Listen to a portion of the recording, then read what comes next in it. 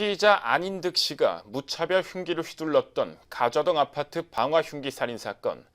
최초 사건 발생 시점엔 우발적인 이른바 묻지마 범행으로 알려졌는데요. 경찰 조사 결과 안인득 씨가 계획적으로 범행을 저질렀을 가능성이 큰 것으로 확인됐습니다.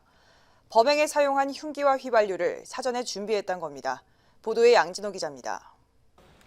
심각한 문제를 일으킨 사실을 알고 있고 잘못한 부분은 사과하고 싶다. 이번 사건의 피의자 안 씨가 경찰에게 진술한 내용입니다. 하지만 진술 내용과 달리 안 씨는 영장실질심사 전 변호사를 만나러 들어갈 때까지 일관되게 자신이 사회로부터 부당한 대우를 받았다고 주장했습니다. 저도 왜 불이익을 당해왔는지 저도 이해를 못하겠습니다. 이해를 못하겠고 10년 동안 계속 불이익이 뒤따르는데 기업체 내에서도 그렇고. 프로파일러와의 면담에서도 안 씨는 자신을 음해하려는 세력이 있으며 이를 방어하는 차원에서 범행을 저질렀다고 진술했습니다. 또 이번 사건의 피해자들 모두 자신을 음해하려는 세력이었다고 주장했습니다. 경찰은 안 씨의 진술을 토대로 중증 피해 망상으로 인한 분노가 커진 상황에서 안 씨가 범행을 저지른 것으로 분석하고 있습니다.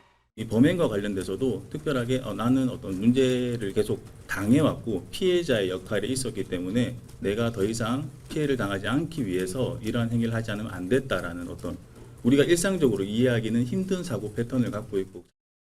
이처럼 안 씨가 피해망상 증상을 보이고 있지만 경찰은 이번 범행이 계획된 범죄였을 가능성이 높은 것으로 판단했습니다. 안 씨가 범행을 저지르기 전 동선을 파악한 결과 흉기와 휘발유를 사전에 준비했다는 겁니다. 경찰 조사 결과 안 씨가 범행에 사용한 흉기는 2-3개월 전에 구입한 것으로 파악됐고 휘발유의 경우 사건 당일 새벽 1시 20분쯤 인근 셀프 주유소에서 구입한 것이 확인됐습니다.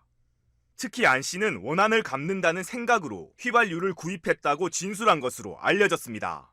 미리 휘발유 말통을 준비를 해서 인근 주유소에 가서 휘발유를 사가지고 와서 불을 붙일 준비를 했다. 그렇게 지금 동선이 맞춰지고 있기 때문에 이런 걸로 봤을 때 우발적이다라는 표현은 어울리지 않고 범행을 미리 준비했을 가능성이 많다. 경찰은 안 씨를 공주치료감호소에 보내 정신감정을 진행할 계획. 하지만 안 씨의 정신병력과 별개로 계획 범죄 가능성이 뚜렷해지면서 이번 참사를 지켜본 시민들의 분노는 더욱 커질 전망입니다. SCS 양진호입니다.